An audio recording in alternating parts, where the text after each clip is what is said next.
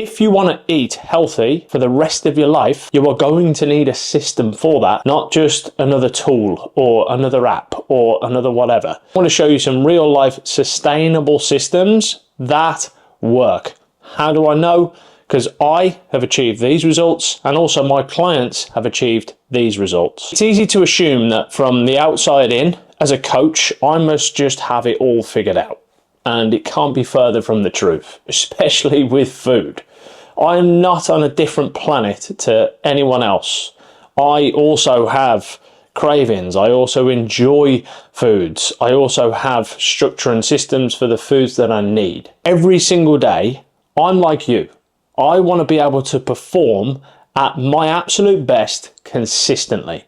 I don't think there's anybody out there who has the goal to be inconsistent. We all want to be consistent. We all want to have routine. We all want structure. We all want results, and we all want to make progress. And if that is the case, then your nutrition has to be at the foundation for this. Your nutrition will determine how you feel, how you look, how you perform, how you think, how you move, how you act. It will give your body what it needs. It will give your brain what it needs. Therefore, you're giving yourself a stronger opportunity to show up at that best version every single day. Growing up in football, you learn principles which you can install in day-to-day life. And these principles are my guiding system. This is what works for me and this works for my clients because they're things that I stand by.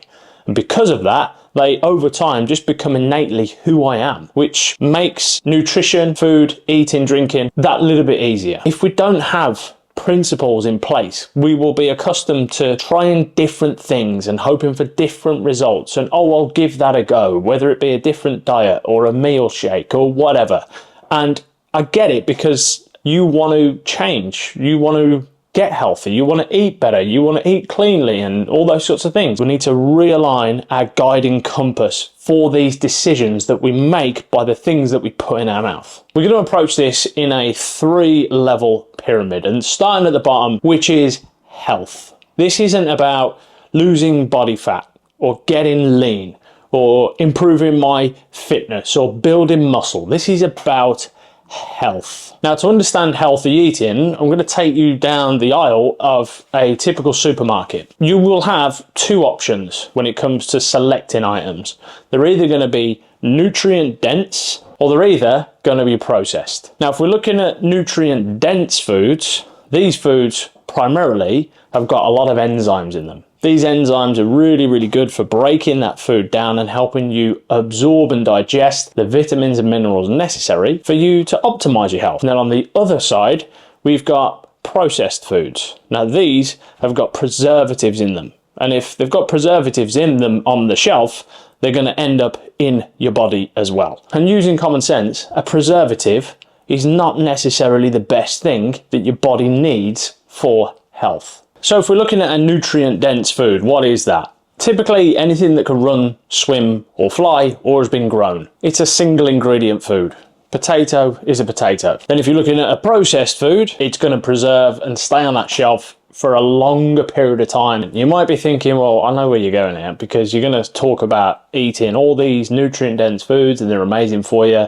Now, I'll be honest with you, I stick to more of the principle of 80-20. Because I do want to enjoy myself, I want to have fun when I go out. I don't want to be restricted to just nutrient-dense foods. Therefore, 20% of the time, they will creep into the diet. Going back to the pyramid, moving up, we're going now into performance. We're going to keep this simple again and just use a simple traffic light system of good, bad, and okay. Red, amber, green. Now, when I'm planning my week and I'm looking at my food, 60 to 70% of those are going to come from green, which is my nutrient-dense foods. So plenty of rice, plenty of potatoes, porridge oats, chicken, turkey, salmon, beef. They're really full of the nutrients that my body needs. Then I've got my amber. Now, amber already, these are the foods which, when I speak to clients, they're always the ones where I get asked, can I eat that or not? And these are sort of in the middle. Think of pasta, bagels, wraps. Those things which are sort of in between, and they're convenient if I've got to quickly consume something before heading out of the house or whatever it is. And then I've got my red, which is 10 to 20%. So already I'm playing with dials on the red, amber, green. And this red is usually things which aren't really going to give you any form of nutritional value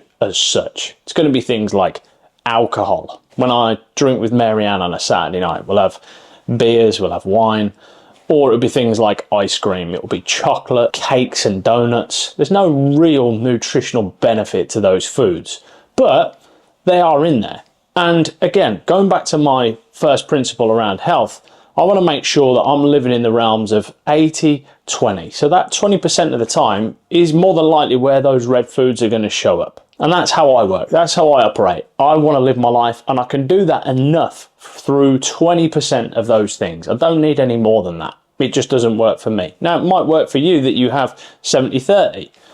But anything lower than that, close to 60-40 or 50-50, is it going to be the best one for your long-term health? I'd say no. Bringing us now into the top of the pyramid, this final principle, which is self-control. When I work with clients and we go through a body recomposition, they will go into a deficit for a certain amount of time, and let's just use 4 to 5 weeks.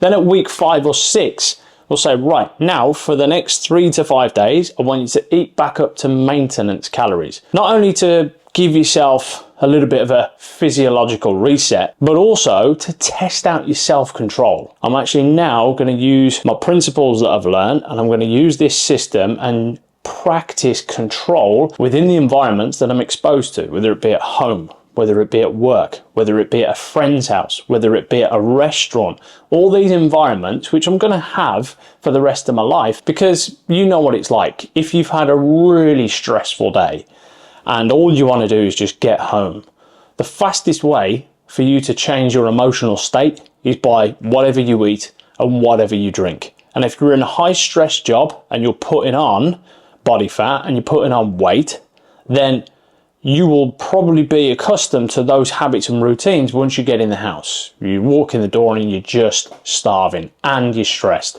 So you open the fridge, you go attack mode. Or you find the chocolate cupboard and you go attack mode. Or you open the bottle of wine and you order the curry. Like, they become crutches for you to deal with your stress, for you to deal with your emotional regulation.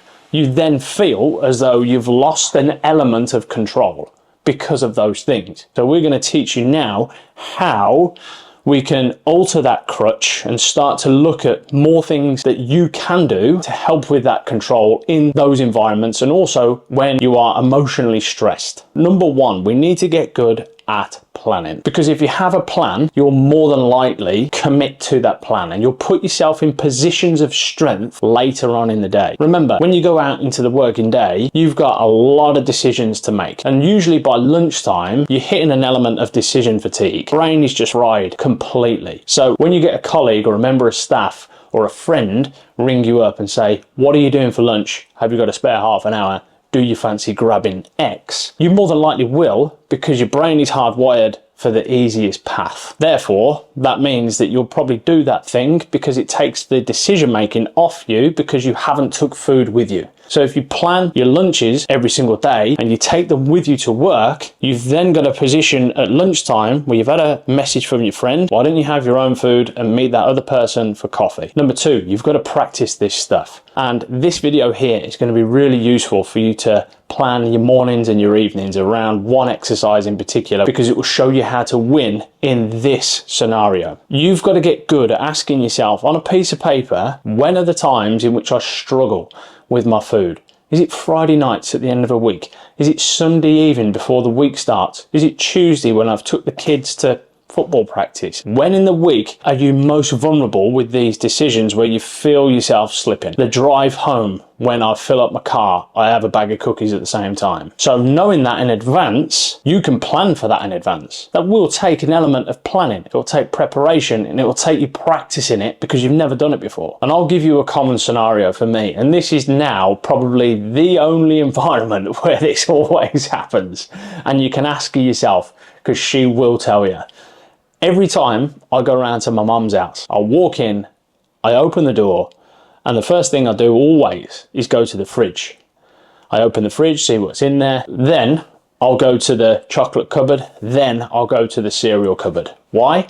Because that is an ingrained thing that I did for when I was at school. When I came home from school, I usually came home and I was starving. So I'd attack the fridge.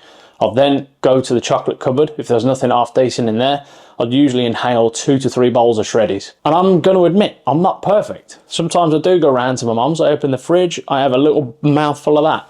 I then go to the chocolate cupboard, I have a chocolate bar. I then go to the cereal cupboard, I'll have a small bowl of cereal. I'll have all of it. Like, I'm not perfect. But more often than not, every time that I go there, it's another opportunity for me to practice self-control in these environments. Linked closely to the planning is going to be understanding how you can automate on certain days of the week these things where you feel like you're slipping the most.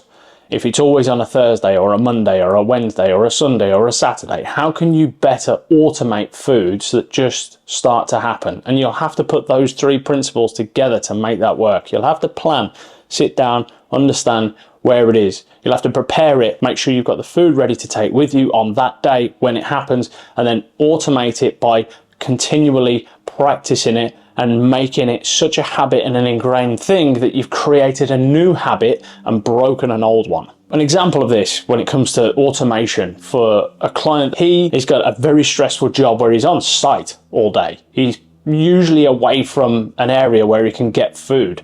And when he does, he finds that he's in a position where, if I've just had that bit of stress from lunchtime, it makes me reach for the coffee and the cake or the whatever he shouldn't be having. So what we've done with him is we've said, right, what we're going to do instead is we're going to do something called front load your food, which basically means that you consume more of your food for the day within the front window of your day. If you look at typically what we eat, we have a small breakfast, we have a medium-sized lunch and a big dinner. What we've done with this guy in particular, front load the food, put the lunch and the breakfast together so it's bigger, that you can sustain that while you're on your feet on site for the majority of the day, have something small in the middle of the afternoon, then by the time you get home, you'll be satisfied enough to have a normal sized dinner. That just works and it's now automatic. I'm not perfect, which means that you won't be perfect either. And we just want to get good at practicing this and be consistently good,